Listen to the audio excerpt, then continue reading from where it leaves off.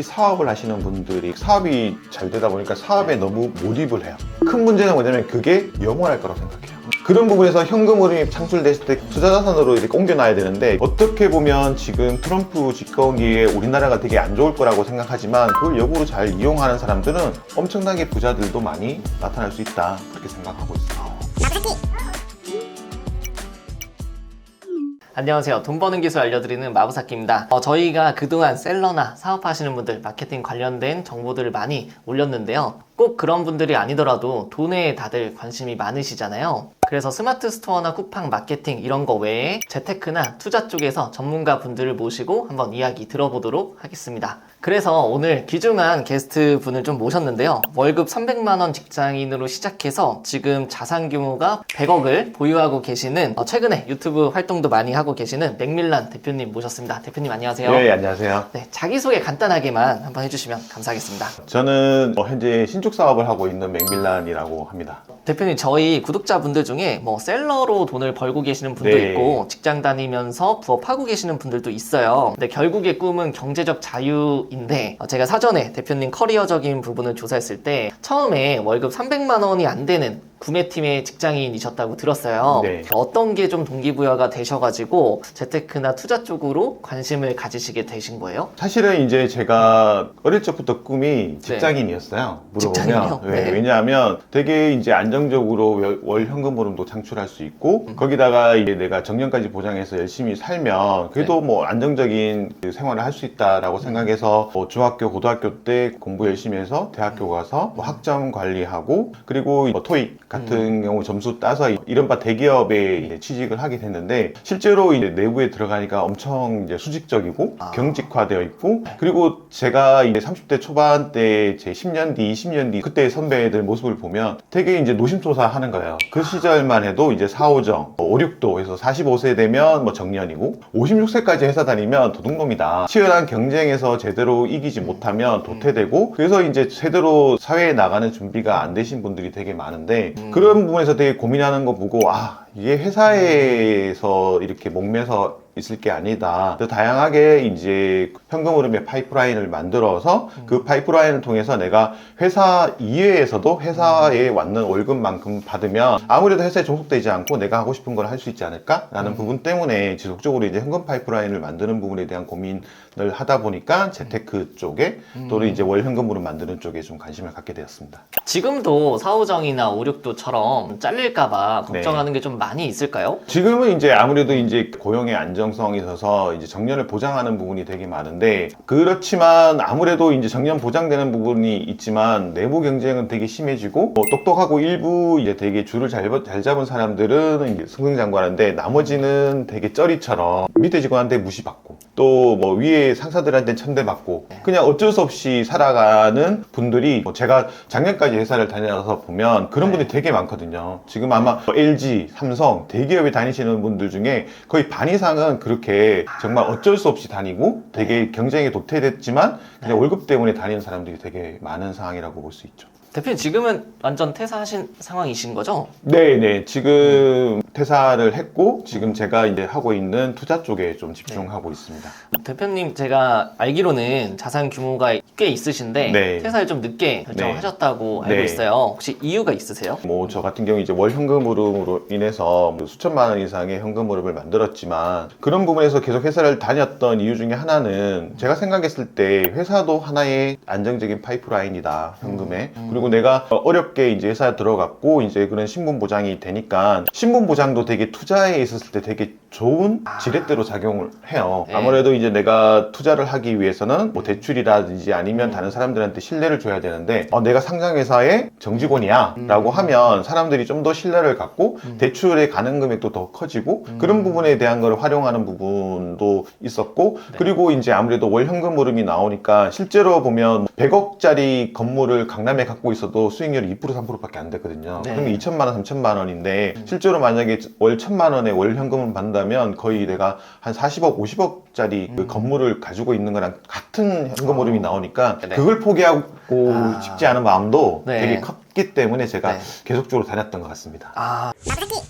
트럼프 당선이 이제 확정이 됐는데 트럼프가 경제 중심 정책 추진하는 성향이 있다고 네, 하네요. 네. 그래서 금리 인하가 되고 투자 활성화가 되어서 소위 돈 많이 버는 사람들이 다시 나오기 시작할 것이다. 네. 이런 이야기가 있는데 대표님 좀 동의하시나요? 저는 100% 동의하고요. 100% 동의하시고? 네, 네. 왜냐하면 사실은 이제 트럼프 자체가 비즈니스맨이에요. 사실은 이제 돈을 되게 신봉하는 사람이고 자기의 어떤 큰 신념조차도 그 자기의 어떤 이익이나 돈을 위해서는 가는 사람이기 때문에 그런 부분에서 봤을 때 친기업적인 성향을 있을 수밖에 없고 친투자적인 성향에 투자를 해야 그런 부분에 대한 정책을 할 수밖에 없다고 생각을 해요. 뭐 예를 들면 지금 트럼프 1기 같은 경우도 봤을 때 법인세를 감세를 했어요. 그러니까 기업들 같은 경우는 구글이라든지 엄청나게 수익을 얻는데 법인세마저 감세를 하니까 그 수익이 훨씬 더 커지고 그거를 자사주 소각을 한다든지 재투자를 해서 기업의 경쟁력이 올라가니까 트럼프의 집권 이후부터 사실은 미국의 주식이 엄청나게 올랐거든요. 그런 부분에 대한 것도 있고 사실은 이제 그런 곳에서 돈을 풀다 보니까 미국의 부동산도 많이 오른 거 있고 관련해서 우리나라도 그렇고 전 세계 각국도 돈이 풀리면서 사실은 트럼프 시대의 코로나 이전까지는 되게 활발한 어떤 투자가 이루어졌고 새롭게 이제 부자들도 태어나는 부분도 있고 해서 어떻게 보면 지금 트럼프 집권기에 우리나라가 되게 안 좋을 거라고 생각하지만 그걸 역으로 잘 이용하는 사람들은 엄청나게 부자들도 많이 나타날 수 있다 그렇게 생각하고 있습니다. 금리 인하가 되고 부자가 많이 나올 것이다. 근데 이런 이야기가 누군가한테는 와닿지만 좀 아직 와닿지 않은 분들도 네. 있으실 것 같거든요. 그래서 금리 인하가 이제 되면은 벌어지는 현상을 좀 구체적으로 설명해 주실 수 있으실까요? 네, 금리 인하가 되면 되게 모든 게 좋아질 거야 라고 생각하는데 그냥 개념적으로 좋아진다고 생각하지 그게 어떤 메커니즘을 통해서 자산이 올라가고 투자 자산이 올라간다는 부분에 대한 이해는 좀 쉽지가 않거든요. 근데 예를 들어 보면 이제 금리가 인하된다는 얘기는 첫 번째 우리가 이제 작년이나 재작년만 해도 예금 금리가 한 5% 정도가 됐어요. 근데 사실은 은퇴를 앞두거나 은퇴를 하신 분들이 거의 한 3분의 1 이상 되거든요. 네. 그런 분들이 사실은 적극적으로 투자를 하지 않고 예금을 통해서 이제 그런 현금 흐름을 충당했는데 뭐 예를 들면 10억의 예금을 했을 때 작년 재작년 같은 경우는 5% 금리를 줬으니 연간 5천만 원이면 월 4, 500만 원 정도 현금으로 있으니까 충분히 생활이 가능했는데 근데 그게 금리가 지금 떨어져서 만약에 그게 3%로 된다. 그러면 사실은 3천만 원밖에 소득이 없는 거죠. 금융소득이. 그러면 2천만 원의 갭이 있잖아요. 사실은 연금 생활 하시는 분도 입장에서 자기의 생활 수준을 급격히 줄이기 힘들거든요. 그래서 400만 원, 500만 원 월 쓰다가 갑자기 200만 원을 줄여라. 어려운 얘기거든요. 그러면 그분들이 택할 수 있는 방법은 두 가지밖에 없어요. 첫 번째는 10억에서 야금야금 꺼내서 쓰거나 또는 10억 중에서 일부를 좀 더 리스키하지만 투자 자산에 투자를 해서 초과 수익을 얻는다는 노력을 해야 되거든요. 근데 그런 부분에 대한 거 하려고 그러면 투자 자산에 대해서 수요가 늘어나겠죠. 주식을 투자한다든지 뭐 부동산에 투자한다든지 채권에 투자한다든지 좀 원금에 손해되는 부분에 대한 리스크는 있지만 추가적으로 2, 3%의 갭을 메우기 위해서 그런 투자를 해야 되는 니즈가 은퇴 생활자나 예금 적금하시는 분들도 이제 그런 니즈가 있고 두 번째 또 어떤 부분이냐 투자자들 입장에 우리가 투자를 하지 않습니까? 네. 투자자 입장에서 옛날에는 5%에서 만약에 뭐 1억을 대출을 내서 레버리지 이렇게 해서 투자를 한다 그러면 옛날에는 500만 원의 이자를 냈는데 2% 3%면 200만 원 300만 원만 내면 돼요. 그렇죠. 그러면 사실은 투자자 입장에서도 부담이 확 떨어져요. 네. 왜냐하면 내가 1억을 가지고 일단은 무조건 500만 원의 초과 수익을 내야지만 똔똔이잖아요. 네. 근데 200만 원, 300만 원만 내면 되니까 사실 500만 원 내면 200만 원의 초과 수익이 나는 거거든요. 네. 그러니까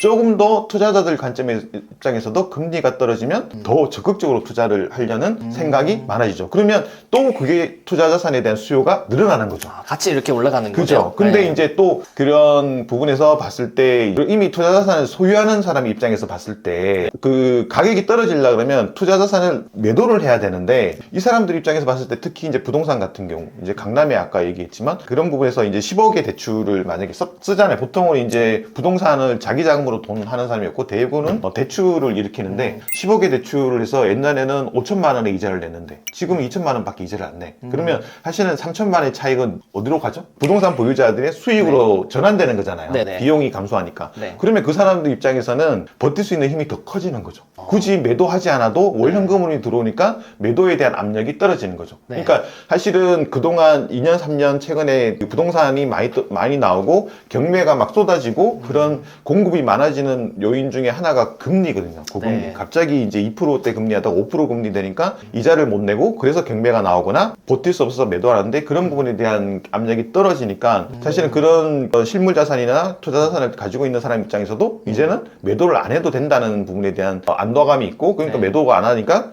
또 공급은 없어. 그러니까 사실은 가격적인 부분에서 투자자산 입장에서 봤을 때 수요는 아까 말씀드린 것처럼 금리가 떨어짐으로 해서 뭔가 투자자산에 투자하려는 사람들 많아지는데 그 투자자산을 보유하고 있는 사람들 입장에서는 매도하려는 어떤 니즈가 줄어들 수밖에 없죠. 그러니까 사실은 네. 금리 인하기에는 대개는 자산이 좀 폭등하거나 상승할 수 있는 부분이 있다. 사실은 그거를 여실히 보여주고 있는 게 코로나 시대였죠. 코로나 네. 시대 때 금리가 3% 4% 미국 같은 경우도 3% 4%였는데 갑자기 제로금리로 가고 무제한 양적 완화해서 돈이 시중에 풀리니까 자산이 엄청나게 올랐거든요. 아파트 같은 경우도 불과 3, 4년 사이에 막 핵심 지역 같은 2배씩 오르고 했던 게 사실은 금리 인하가 제일 큰 요인이었다고 봐야 됩니다. 아, 네. 그래서 그런 부분이 향후에 3년, 4년 동안 뭐 미 연준에서도 그렇고 금리 인하를 지속적으로 하겠다라고 했기 때문에 이미 네. 공표했거든요. 네. 그러면 3년, 4년 동안은 우리가 경제만 안정하게 간다고 하면 아무래도 그 자산이 좀 더 상승할 수 있는 요인이 크니까 지금부터라도 준비를 하셔서 현금을 갖고 있었으면 그 현금을 좀 투자자산 쪽으로 네. 옮기는 노력을 해야 되지 않을까 생각하고 있습니다. 네, 과거에 있었던 일이 또 반복될 수 있기 때문에 네. 좀 예측하고 움직이는 게 좀 중요할 것 같은데요. 이런 걸 궁금해 하시는 분들이 좀 계실 수도 있을 것 같아요. 네.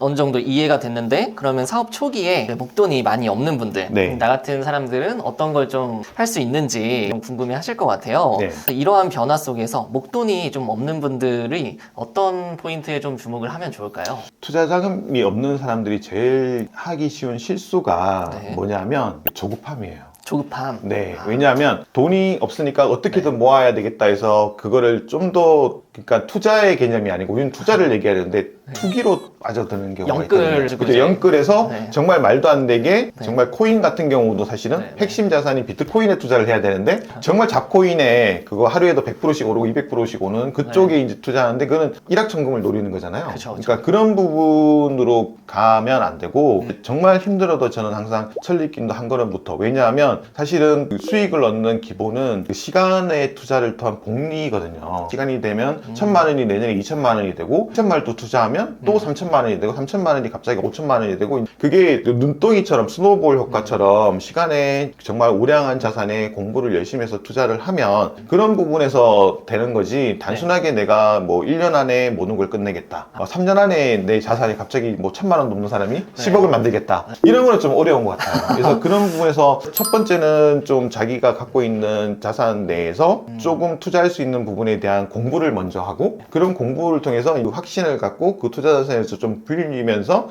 또 아까 말씀드린 레버리지를 좀 적절히 활용을 한다 그러면 좀 더 자산을 급격하게 올릴 수 있는 어떤 네. 그런 부분이 될 수 있지 않을까 싶습니다. 그럼 대표님께서는 지금 어떤 투자 자산을 좀 눈여겨보고 계신가요? 아까 제가 소개를 드린 것처럼 저는 이제 신축 사업을 전문으로 하고 있고 저는 투자 자산 중에 이제 부동산 특히 이제 제가 가장 눈여겨보고 있는 자산은 토지예요. 핵심 지역의 토지. 토지가 왜 매력적이냐 하면 그러니까 세상의 모든 재화나 투자 자산 같은 경우는 수요와 공급에 따라서 올라가고 떨어지고 하는데 토지는 공급이 없어요. 그쵸. 그러니까 강남의 땅은 늘어날 수가 없잖아요. 네네네. 그러니까 사실은 가격의 변동성이 낮아요. 아. 그러니까 하락의 변동성은 낮고 네. 공급은 없는데 수요가 팍 튀면 네. 급등을 하거든요. 네. 그러니까 그런 부분에서 되게 하방은 제한적이고 상방은 끝까지 열려 있는 게 이제 그 토지에 대한 투자라고 생각하고 네. 근데 토지를 정말 효율적으로 가성비 있게 투자할 수 있는 방법이 사실은 꼬마 빌딩을 가지거나 네. 아니면 이제 신축을 하는 거라고 생각을 해요. 왜냐하면 그렇죠. 토지 상태로 있으면 토지 상태로서는 수익을 얻을 수 없거든요. 네네네. 근데 토지 상태에서 건물을 올리면 네. 그 건물에서 뭐가 나오나요? 임대료가 그렇죠. 나오고 보증금이나 임대료가 나오죠. 네. 그래서 그런 보증금이나 임대료가 나오는 거에서 그걸로 이자 비용도 충당하고 거기서 월 현금 흐름도 창출해서 내 소득도 만들고 그런 부분이 일석이조의 흐름이 있어서 네. 되게 좋다고 생각하고 있고 이런 부동산 자산은 기본적으로 레버리지를 일으켜야 되거든요. 레버리지를. 왜냐하면 내 돈만 가지고 투자할 수 없기 때문에 그러니까 내 돈은 뭐 한 5억, 3억 가지고 있지만 레버리지 일으켜서 한 20억 자산을 만들어야지 스노우볼로 해서 10%만 올라도 2, 3억이 그냥 올라가니까 사실은 그 모수가 되게 올라가는 부분이 있거든요. 그런 부분에서 내가 빠르게 좀 자산을 증식할 수 있는 방법이 이제 그거라고 생각하고 그런 레버리지를 쓰는 거에서 가장 큰 적이 금리거든요. 근데 금리 인하기에 있으니까 지금 금리 인하기에 맞물려서 레버리지를 풀로 일으킬 수 있는 어떤 그런 투자 그런 게 이제 저는 제가 말씀드리는 것처럼 이제 꼬마 빌딩 투자라든지 신축 사업 투자 그렇게 생각을 하고 있습니다. 그러니까 당분간 전망이 좀 좋다고 생각을 네, 하시나요? 한 3년, 5년 내 정도는 금리가 계속 인하하는 시기라 그러면 아무래도 뭐 대출 금리가 떨어지니까 우리 입장에서는 사업하기 되게 좋은 환경에 있다. 그렇게 생각을 하고 있습니다. 부동산이 이제 소위 말해서 대출을 좀 많이 받아서 투자하는 경우가 많잖아요. 근데 요즘에 전세 사기 같은 이슈도 많고 부정적인 이슈들도 유튜브에 좀 하나씩 올라오는 것 같은데 신축 꼬마 빌딩 같은 경우에 대출을 좀 큰 규모로 받으니까 이런 어떤 부작용 같은 이런 안 좋은 현상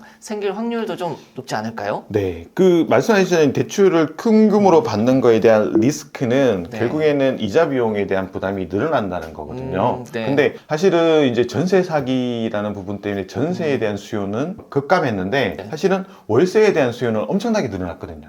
그래서 단기적으로 한 1, 2년 사이에 월세가 최소 30%에서 50% 올랐어요. 그러다 보니까 꼬마 빌딩을 갖고 있는 사람들의 월 현금 흐름이 훨씬 더 좋아졌어요. 금리가 올랐지만 그런 부분에서 이자 비용을 제하고도 그 초과적인 수익이 있다 보니까 훨씬 더 이제 그런 현금 흐름이 더 늘어나고 수익형 부동산이다 보니까 그런 부분에서 수익성이 늘어나니까 향후에 이제 금리가 떨어지면 매매가가 훨씬 더 상승할 수 있는 어떤 그런 부분에 대한 기회가 될 수 있어서 저는 사실은 되게 이제 어떤 경우도 보통 보면 위기 다음에 기회라고 하잖아요. 그러니까 사실은 말씀하신 것처럼 전세 사기에 대한 부분에서 되게 큰 위기감이라고 느꼈는데 지나놓고 보니까 이게 또 다른 기회더라라고 생각을 했어요. 임대료를 내고도 이제 남으니까 오히려 이게 좀 기회다. 그러니까 뭐 IMF 때도 다 폭망한다 그랬는데 IMF를 무사히 잘 버텨낸 사람들은 그 자산 상승의 폭등을 또 겪었거든요. 그래서 그런 것처럼 이런 부분에서 전세 사기든 뭐든 어려운 부분에 대한 거를 잘 슬기롭게 회복하면 이제 또 다른 기회가 있더라 라는 부분을 좀 말씀드리고 싶습니다. 너무 좋은 말씀이신 것 같아요. 이번에는 다시 좀 돌아와서 경제적 자유를 꿈꾸고 투자도 하고 싶은데 지금 당장 목돈이 없는 분들 위해서 좀 질문 몇 가지 좀 드리도록 하겠습니다. 이런 분들이 흔히 저지르는 재테크 실수가 좀 뭐가 있을까요? 그래서 흔히 저지르는 재테크 실수는 아까도 좀 말씀드렸는데 정말 그냥 준비되지 않고 그냥 조급하게 시작한다는 거죠. 그러니까 어떤 투자라도 정말 그 투자 자산에 대해서 특성에 대해서도 이해하고 어떻게 흐르는 건지 결국에는 이제 그 과거의 그 가격적인 패턴이라든지 얘가 가격이 올라가려면 어떤 여건이 되어 있어야지만 올라간다. 아까 말씀드린 것처럼 뭐 금리가 떨어지면 투자 자산이 올라간다든지 아니면 이런 부분에 대한 메커니즘을 충분히 이해해야 되는데 그런 거 없이 사람들이 이거 좋더라. 비트코인 좋다. 무서운 게 뭐냐면 이거 좋다라고 하면 이미 많이 올라가 있는 자산이에요.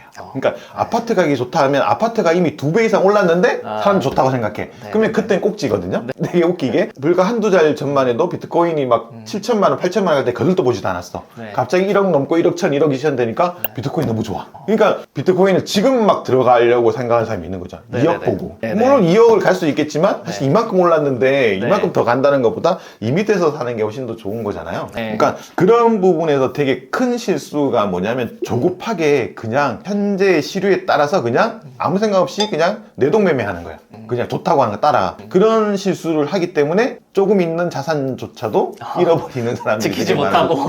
되게 투자를 성공하신 분들 보면 그냥 모든 사람들이 좋다고 한 걸 투자한 게 아니고요. 모든 사람이 좋다고 하지 않을 때 투자를 하셨어요. 그러니까 사실은 이제 서장훈 얘기도 많이 듣는데 서장훈이 IMF 때 경매로 강남의 빌딩을 샀거든요. 그때는 누구도 그걸 사려고 생각하지 않았어요. 그러니까 싸게 샀어. 근데 IMF 지나서 그때 샀을 때 뭐 20억도 안 되게 산 게 그게 몇백억이 된 거잖아요. 그래서 그런 부분이 항상 말씀을 드리지만 그러니까 주식 같은 게도 10배고 뭐 이런 것도 10배 먹으려 그러면 사실은 그게 크게 주목받지 않을 때 저가에 사야지만 10배, 20배를 먹을 수 있는 거거든요. 이미 좋다고 할 때는 2배 먹기도 힘든 상황이 돼요. 엔비디아 이런 거 이제. 그죠? 맞아요. 근데 이제 그런 분들 한 10%, 20%, 30% 먹었다고 좋아하다가 나중에 이게 50% 떨어지는 거죠. 테슬라도 막 3, 4년 동안 엄청나게 좋아할 때 막 거기도 또 10배씩 올랐는데 갑자기 또 반토막이 나. 또 갑자기 회복해. 근데 사실은 대개는 이만큼 올랐을 때 샀다가 반토막이 나면 못 참고 팔았다가 네. 다시 좋다고 하면 또 하려고 하는 그런 역으로 이제 가시는 분들인데 그런 거에 대한 되게 오류에 빠지는 게 이제 초보들이 많이 겪는 그냥 그 현재의 시류에 맞춰서 유행하는 거에 투자하다 보니까 실패를 한다고 생각합니다. 확실히 자산가의 입장에서 네. 들어보니까 대표님 너무 좋은 말씀 많이 주시는 것 같아요. 네, 솔직히 투자를 한다는 게 그 전에 뭐 투자 공부도 해야 되고 뭐 시간을 어느 정도 좀 할애를 해야 되는 네, 게 네, 있잖아요. 네. 특히 이제 제 구독자분들 중에서는 뭐 부업이나 사업하시는 네. 분들이 많다 보니까 네. 본업이 좀 있는 경우가 좀 있으세요. 네, 맞아요. 그래서 이런 경우에는 시간 관리를 좀 어떻게 하는 게 좋을까요?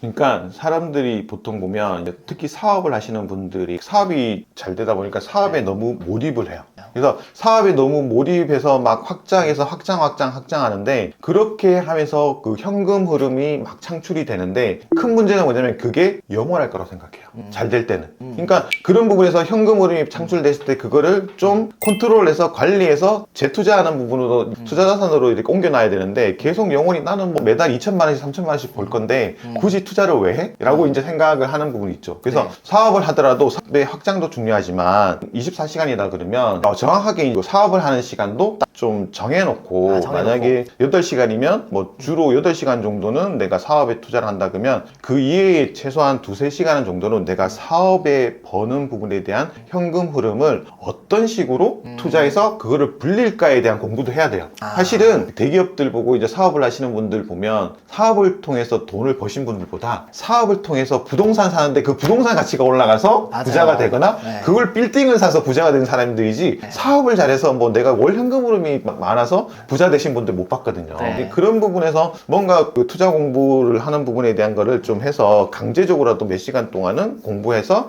투자하고 그런 경험에서 소액으로도 투자 경험에서 또 거기서 또 얻는 게 또 많거든요. 그래서 그런 부분에 대해서 자기가 계속적으로 하면서 좀 자신감을 쌓아놓으면 좀 더 크게 해서 투자해서 좀 자기 자산을 좀 불리려는 노력을 해야 되고 그거에 대한 절대적인 시간을 좀 넣어야 된다. 그렇게 생각을 하고 있습니다. 하나의 사업부로 그냥 생각하고 그냥- 남는 시간이 아니라 뭐 그냥 진짜 아예 그냥 사업을 두 개 한다. 네, 두 개 한다. 하나는 내가 네. 본업이고 하나는 네. 투자 사업을 한다. 투자 사업을 투자해서 그런 부분에서 네. 왜냐하면 사업을 해보셔서 더 알겠지만 그게 유행이 있잖아요. 1년 좋다가도 그 다음 해에는 좀 안 좋다가 또 뭐 이런 부분이 있는데 사람들이 거기에 너무 올인하면 이게 사람이 다운이 된다고. 만약에 좋을 때는 막 신나서 열심히 거기 매몰 됐다가 안 좋으면 또 되게 자신감도 있고 맞아요. 아무것도 못하고 그냥 이렇게 막 있는데 네.